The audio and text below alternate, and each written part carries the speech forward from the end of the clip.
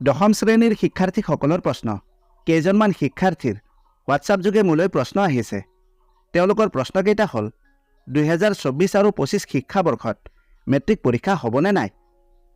এখন হেনো নতুন নোটিছ আহিছে অহাবাৰ বোলে পৰীক্ষা বহুত টান হ'ব নতুন নিয়মত পৰীক্ষা হ'ব সকলোৰে প্ৰশ্ন কাকত বেলেগ বেলেগ হ'ব এটা নতুন ইলেক্টিভ বিষয় ল'ব লাগিব নমস্কাৰ মই দিগন্ত আজি আমি এই ভিডিঅ'টোৰ মাধ্যমেৰে উক্ত প্ৰশ্নসমূহৰ উত্তৰ দিবলৈ প্ৰয়াস কৰিম যদিহে তোমাৰ মনতো ইয়াৰে কোনো এটা প্ৰশ্ন আছে তেন্তে এই ভিডিঅ'টো মনোযোগেৰে সম্পূৰ্ণ কৰি শেষলৈকে চাবা আমাৰ এইটো চেনেলত হাইস্কুল শিক্ষান্ত পৰীক্ষা আৰু উচ্চতৰ মাধ্যমিক চূড়ান্ত পৰীক্ষাৰ বাবে প্ৰয়োজন হোৱা সুপৰিকল্পিত প্ৰস্তুতিৰ বিভিন্ন কৌশল বিষয় অনুসৰি প্ৰশ্নোত্তৰ লেছনসমূহৰ সাৰাংশ শাৰী অনুসাৰে অসমীয়ালৈ অনুবাদ অধ্যয়ন কৌশল মডেল প্ৰশ্ন কাকত আদিৰ দৰে বিভিন্ন শৈক্ষিক বিষয়ত বহুতো ভিডিঅ' উপলব্ধ হৈ আছে তোমালোকে ভিডিঅ'বোৰ চাবা ভিডিঅ'বোৰ যদি তথ্য সমৃদ্ধ হয় আৰু ইয়াৰ দ্বাৰা উপকৃত হ'লে লাইক আৰু শ্বেয়াৰ কৰিবা চেনেলটো যদি ছাবস্ক্ৰাইব কৰা নাই দৰকাৰী আৰু তথ্য সমৃদ্ধ ভিডিঅ'ৰ নটিফিকেশ্যন পাবলৈ চেনেলটো ছাবস্ক্ৰাইব কৰি লোৱা বলা তেন্তে বেছি পলম নকৰি মূল বিষয়টো আলোচনা কৰোঁ প্ৰথম প্ৰশ্ন 2024 আৰু 25 শিক্ষাবৰ্ষত মেট্ৰিক পৰীক্ষা হ'বনে নাই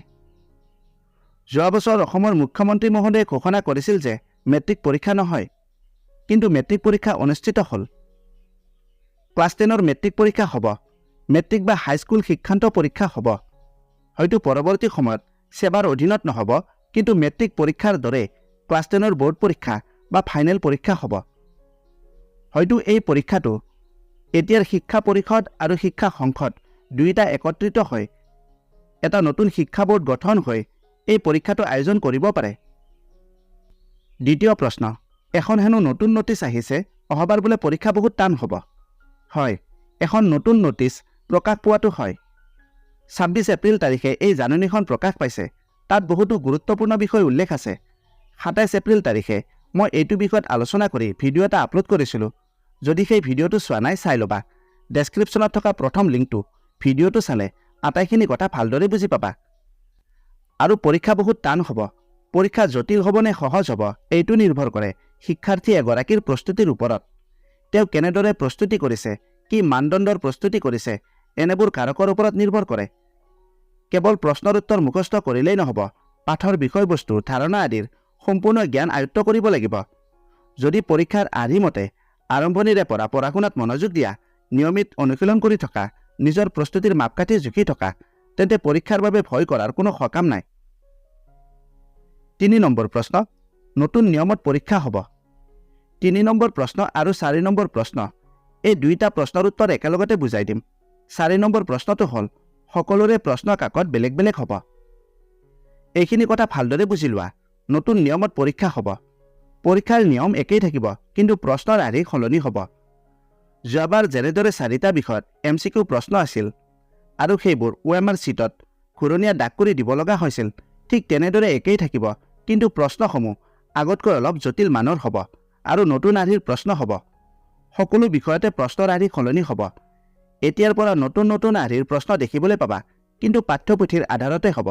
পাঠ্যপুথিৰ বাহিৰৰ প্ৰশ্ন পৰীক্ষাত নাহে এইটো ভয় পাব নালাগে ভালদৰে মনোযোগেৰে পঢ়া শুনা কৰা আৰু এটা কথা 4টা বিষয় ইংলিছ গণিত বিজ্ঞান আৰু সমাজ বিজ্ঞান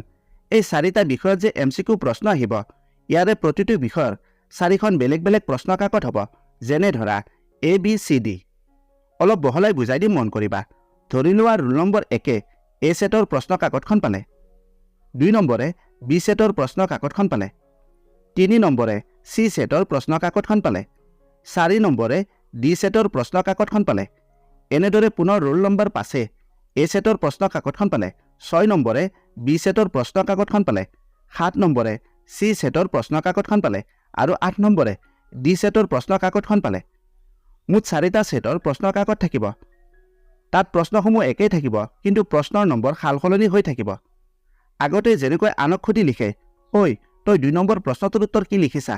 এতিয়া এনেদৰে সুধি লিখিলে নহ'ব হয়তো উত্তৰটো ভুল হ'বও পাৰে কাৰণ প্ৰশ্নৰ নম্বৰবোৰ সলনি হৈ থাকিব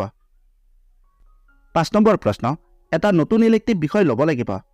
হয় এটা নতুন ইলেক্টিভ বিষয় প্ৰৱৰ্তনৰ সিদ্ধান্ত গ্ৰহণ কৰিছে কিন্তু চলিত শিক্ষা বৰ্ষত ক্লাছ 9হে ল'ব পাৰিব অহাবাৰ ক্লাছ 10ত সেই একেই বিষয়টো থাকিব এইবাৰ ক্লাছ 10ত সেই বিষয়টো নাথাকে আশা কৰিলোঁ আজি আলোচনা কৰা বিষয়বস্তু তোমালোকে ভালদৰে বুজি পালা এই বিষয়ে তোমালোকৰ মনত কোনো প্ৰশ্ন থাকিলে কমেণ্ট কৰি সুধিবা মই উত্তৰ দিবলৈ চেষ্টা কৰিম তোমালোকৰ সুবিধাৰ্থে আমি এটা এপ লঞ্চ কৰিছোঁ ডেছক্ৰিপশ্যনত লিংক আছে ডাউনলোড কৰিব পাৰা